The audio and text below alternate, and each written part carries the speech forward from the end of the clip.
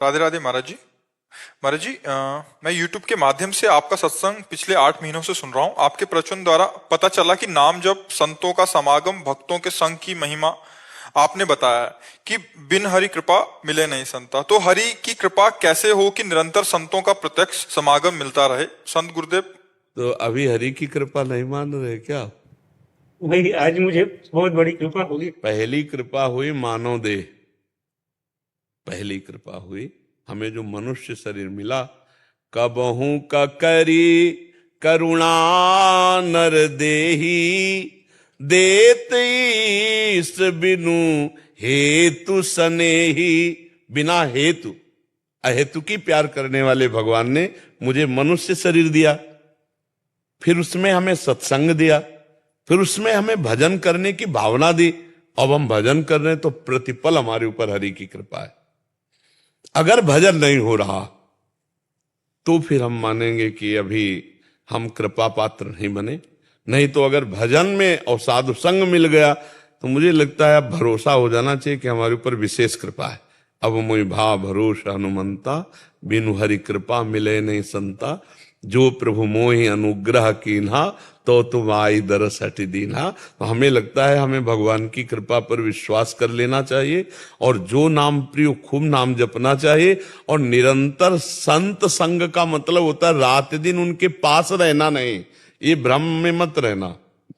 संत के पास रात दिन रहना सत्संग नहीं है, उनकी बात मान लेना रात दिन सत्संग है। अच्छा, रात दिन जो हमारे पास रहते हैं वो रात दिन रहते हैं क्या? अरे भाई, शयन किया तो वो अपने कमरे में किया, हम अपने शयन नहीं। अपनी भी तो दिनचर्या है, भजन साधन अपना भी तो है। तो हर समय थोड़ी हमारे साथ रहते हैं। साथ का मतलब कि हर समय संत संग का मतलब जैसे हमने जो कहा, अब वो जब आप पालन करोगे तो आप देखोगे आपके दिमाग में एक प्रेमानंद बैठे मिलेंगे। वो बाबा ने कहा था ऐसे चलना है, वो ऐसे नाम जप करना है, ऐसे पहले बाबा ध्यान आएंगे फिर वो क्रिया ध्यान आएगी। बार बार तुम्हारे तो रात दिन साधु संग हो रहा है कि नहीं हो रहा? उनकी आज्ञा पे चलने का मतलब साधु संग। पूज्य पादुड़िया बाबा ने ये कहा था, पंडित गया प्रसाद जी ने ये कहा था, अमुक संत ने ये कहा था। वो हमारे सत्संग हो रहा है कि नहीं हो रहा है?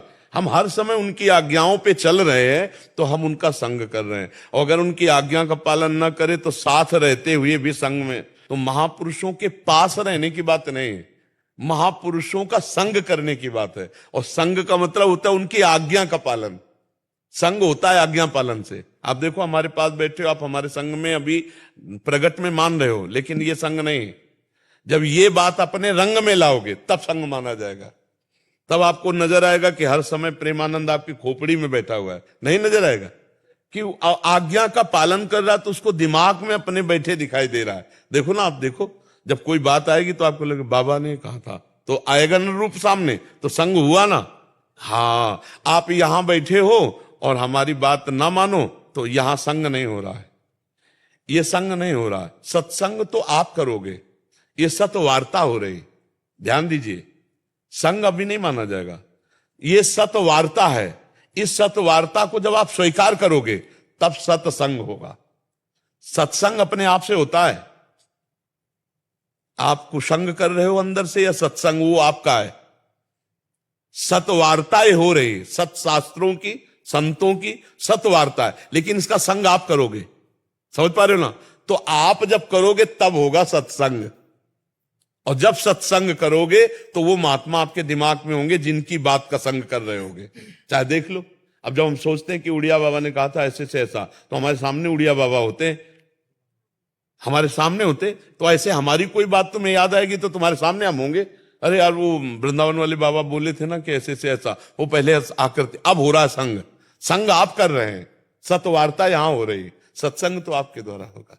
तो मान लो कि सत्संग में जो प्राप्त वार्ता है उसको जब आप स्वीकार करते हैं तब असली साधु संग होता है। और उसी साधु संग को भगवान की कृपा कहते हैं। और वो आप बिना किसी प्रगट के भी आप कर सकते हैं। प्रगट में कितनी देर आप साथ रह सकते हैं? किसी भी संत के पास कितनी देर रह सकते हैं? और शास्त्र आज्ञा करता है रात दिन साधु संग करो।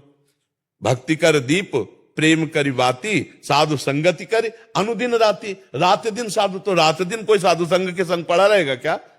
भाई साधु संघ की आज्ञा का पालन करना रात दिन माना जाता है। ऐसा थोड़ी कि एक कमरे में भाई पढ़े तो हम साधु संघ कर रहे हैं, नहीं नहीं, साधु संघ का मतलब उनकी आज्ञा का पालन करना। तो समझ पा रहे हैं आप?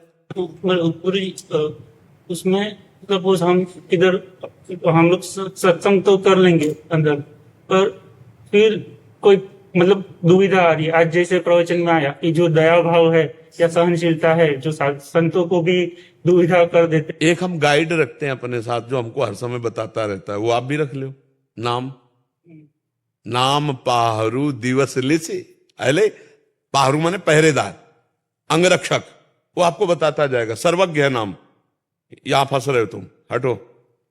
हर समय आप देख लो, बताता है कि नहीं बताता। परमात्मा सबके अंदर बताता है, लेकिन उसकी सुन नहीं पाते। वो सुनाएगा नाम आपको और अपने आप बताएगा कि गलत हो रहा है, बहुत बुरा फंस रहे हो, बहुत बुरा जा रहे हो, लेकिन आप मानते नहीं, मन के अनुसार चल देते तो बुरा हो जाता है। अगर वो बात हम मान ले तो फिर हमारा बुरा नहीं होगा। और वो बात हम तभी मान सकते जब मेरे में बल हो कि हम मन की बात ना माने। वो बल आएगा नाम जप से।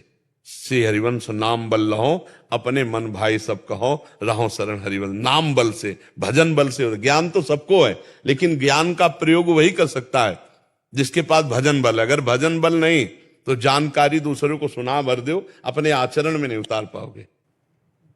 और कुछ?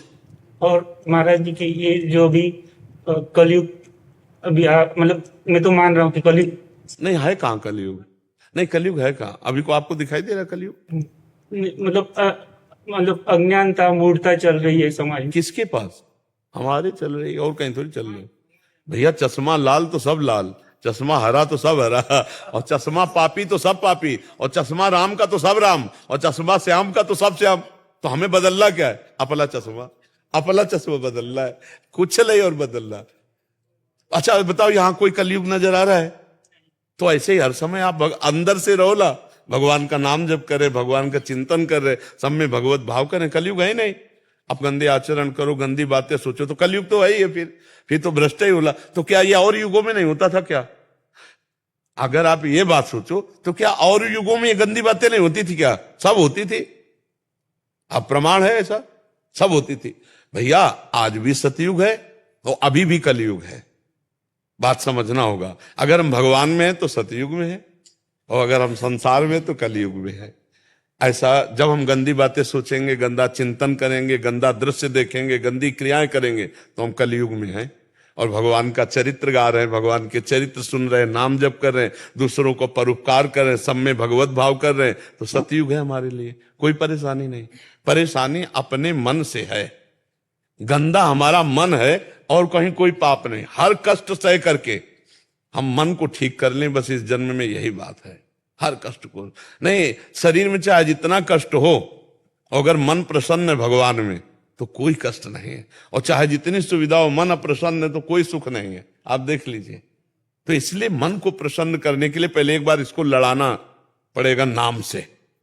उसका जोड़ नाम ही है, दूसरा कोई नहीं है।